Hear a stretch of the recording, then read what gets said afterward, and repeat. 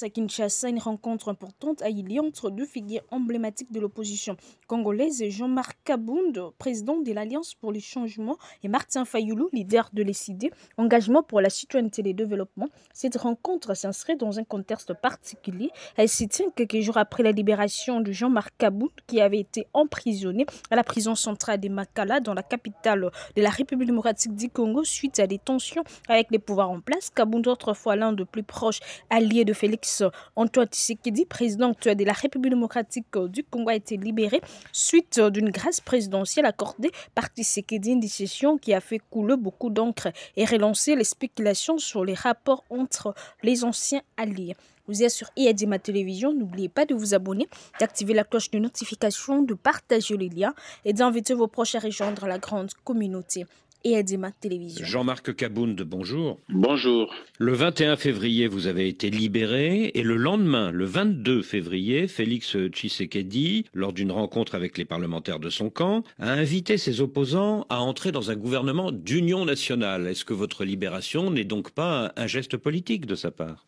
Non, je ne crois pas que ma libération puisse faire l'objet d'un marchandage politique. J'ai été victime de persécutions politiques, condamné à une peine de 7 ans et je passais 30 mois en prison. Cette injustice, je crois qu'elle ne pourra jamais être réparée. Donc, il faut avouer qu'il y a eu une forte pression depuis que j'étais en prison, tant par la communauté internationale que l'opinion publique interne du Congo. Je crois que Tshisekedi, faisant face à cette pression, a dû lâcher. Et pour moi, j'estime que le gouvernement d'union nationale qu'il propose de mettre sur pied ne résolvera rien du tout. Mais est-ce que Félix Tshisekedi n'a pas lâché sur vous et sur deux autres prisonniers politiques, Mike Mukebayi et Seth Kikuni, qui viennent d'être libérés, afin de frapper les esprits et de montrer qu'il tendait la main vers l'opposition? Je crois que cela était une obligation pour lui.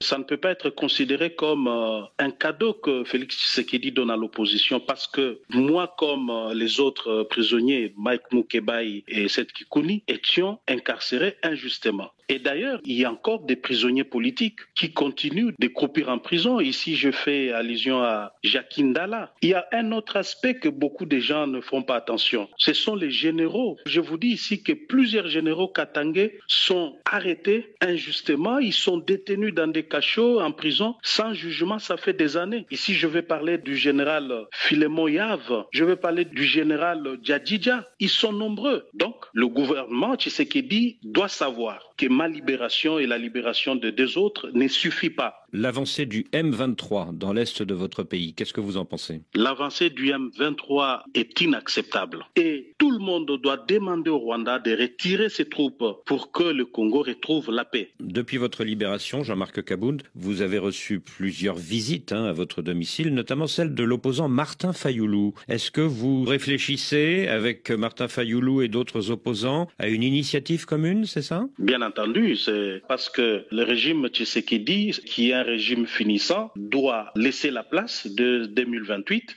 Le Congo a besoin des dirigeants honnêtes afin de pouvoir donner le changement entendu par notre peuple. Et vous êtes en contact également avec l'ancien président Kabila?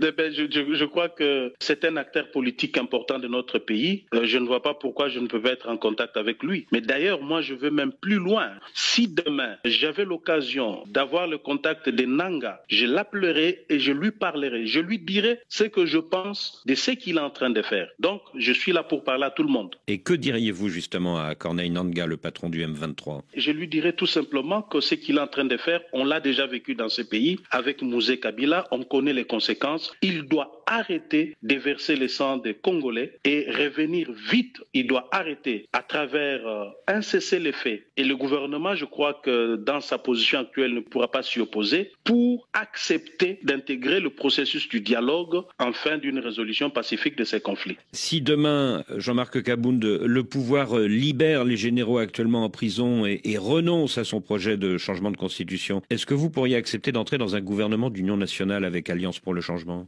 J'ai dit déjà d'entrée de jeu que je ne suis ni demandeur ni preneur de ces gouvernements. Le problème n'est pas seulement celui des arrestations. La gouvernance doit être basée sur un programme, sur une vision claire et je ne vois pas Tshisekedi d'aujourd'hui garantir cela. Est-ce que vous vous êtes parlé avec Félix Tshisekedi depuis le 21 février? Non, moi je n'en ai pas l'intention, je ne trouve pas l'intérêt de lui parler, mais si lui le désire, je ne lui fermerai pas la porte, je lui dirai ce que je pense. Est-ce que vous serez candidat en 2028? Bien sûr, je crois qu'après avoir quitté le pouvoir pour ses convictions, je crois que nous avons suffisamment acquis de l'expérience et de la notoriété qui pourra nous permettre de bien gouverner, de bien gérer ces pays au fait. Jean-Marc Kabound, merci. Jean-Marc Kabound est une figure clé de l'histoire récente de la RDC, ancien vice-président de l'Assemblée nationale et proche du président Félix-Antoine Tshisekedi. Il a été l'un des fers de lance du parti Union pour la démocratie et le progrès social UDPS, le parti du président Félix-Antoine Tshisekedi. Kabound faisait partie des l'aile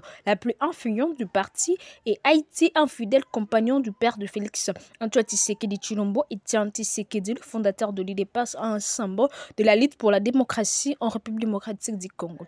Lorsque Félix Tshisekedi a succédé à son père après sa mort en 2017, Jean-Marc Kabound a continué de jouer un rôle clé au sein du parti et dans la politique congolaise, devenant un acteur de premier plan dans la session de Félix Tshisekedi à la présidence. Après les élections de 2018, Kabound a joué un rôle crucial dans la campagne électorale de Tshisekedi et de la formation du gouvernement post-électoral. Cependant, avec le temps, les tensions sont apparues entre les deux hommes, notamment en raison de divergences sur la gestion du pouvoir et sur la manière de mener la transition politique après les élections. Ces tensions cumulées par l'incarcération de Jean-Marc Kabound à la prison centrale de Kinshasa, il a été arrêté en raison de son implication dans des accusations de complot contre l'État, ce qui a été perçu par de nombreux observateurs comme une conséquence directe de son désaveu des actions de son ancien allié Félix-Antoine Tshisekedi Tshilombo. La libération de Kabound survenue récemment grâce à une grâce présidentielle a marqué un tournant dans sa trajectoire politique. Ce geste a été interprété de plusieurs manières comme un geste de réconciliation, mais aussi comme une reconnaissance tactique de la nécessité d'un dialogue entre les acteurs politiques du pays, notamment au sein de l'opposition. Le 3 mars 2025, après sa libération, Jean-Marc Kabound a rencontré Martin Fayulu, leader de l'ECD, un autre opposant de taille à Félix Tshisekedi. Les rencontres portent principalement sur la crise sécuritaire qui ravage l'Est de la République, une région où les groupes armés, notamment le 1-23 soutenu par le Rwanda, semblent la terreur depuis plusieurs années déjà, mais plus qu'un simple échange sur la situation sécuritaire. Cette rencontre est l'occasion pour Kabound et Fayulu de discuter de perspectives politiques à venir, notamment au regard du contexte national. Jean-Marc Kabound, après avoir été l'un des proches alliés de Félix Tshisekedi, n'a pas caché son mécontentement vis-à-vis de la gestion actuelle du pays. Kabound estime que la RDC mérite qu'une simple gestion des crises et appelle à une approche inclusive qui intègre toutes les forces vives de la nation, y compris celle de l'opposition. Le fait que cette rencontre ait eu lieu après sa libération montre qu'il est désormais prêt à revenir sur la scène politique, mais cette fois-ci avec un discours plus critique et un désir évident de changement. La rencontre entre les deux hommes s'inscrit également dans une dynamique de fondation de l'opposition qui cherche à se reconstruire après des années de division et de fragmentation. Kabound et Fayulu, bien que venant de partis différents, ont un commun une opposition ferme au pouvoir actuel et la volonté d'instaurer un dialogue national pour la sortie de crise au sein de la République démocratique du Congo. L'une des discussions clés entre Kabound et Fayulu a porté sur la pacte social pour la paix et la stabilité initiée par la conférence épiscopale nationale du Congo, SENCO, et l'Église du Christ au Congo, ECC. Ce pacte qui vise à instaurer une paix durable dans l'Est du pays a été salué par plusieurs partis politiques et organisations de la société civile, mais il reste encore une question ouverte: quel sera son impact réel? Le processus de consultation mené par les autorités religieuses a inclus des échanges avec le président Félix-Antoine Tshisekedi, le président rwandais Paul Kagame et les dirigeants de la rébellion du 1-23. Le pacte a pour objectif de réconcilier les différents acteurs politiques et sociaux de la RDC tout en faisant face à l'ingérence étrangère et aux causes profondes de la violence dans l'Est de la République démocratique du Congo. Jean-Marc Kabound et Martin Fayulu ont exprimé un soutien conditionnel à cette initiative. Pour eux, le succès de cette part dépendra de la mise en œuvre de mesures concrètes, notamment sur le plan de la justice et de la responsabilité et de la pression exercée sur le Rwanda pour qu'il cesse ses activités déstabilisatrices dans la région de Grand Lac. Le paysage politique congolais semble aujourd'hui en pleine mutation. La libération de Jean-Marc Kabound pourrait marquer le début d'un rapprochement stratégique entre les deux principales figures de l'opposition qui cherchent à peser sur le scène politique en vue de prochaines échéances électorales. Félix Tshisekedi, réélu en 2023 pour un second mandat, se trouve désormais dans une position délicate. La fragilité de son pouvoir exacerbée par la crise sécuritaire et les tensions internes au sein de son propre camp pourraient le contraindre à une révision de sa stratégie politique, notamment en ce qui concerne ses relations avec l'opposition. Kabound et Fayulu, de leur côté, sont conscients que la RDC ne peut pas continuer sur cette voie de division et de méfiance. Ils ont donc mis en avant l'idée d'un dialogue national inclusif et d'une nouvelle approche pour sortir du cycle de violence et d'instabilité. La rencontre entre Jean-Marc Kabound et Martin Fayulu ouvre la voie à une nouvelle dynamique politique en République démocratique du Congo. Après des années de tensions et de conflits internes, ceux de leaders de l'opposition semblent prêts à unir leurs forces pour aborder les questions cruciales qui se posent à la République démocratique du Congo, notamment la crise sécuritaire à l'Est et le défi lié à la gouvernance. Le processus de réconciliation et de paix initié par la SENCO et les CIC pourrait bien constituer un cadre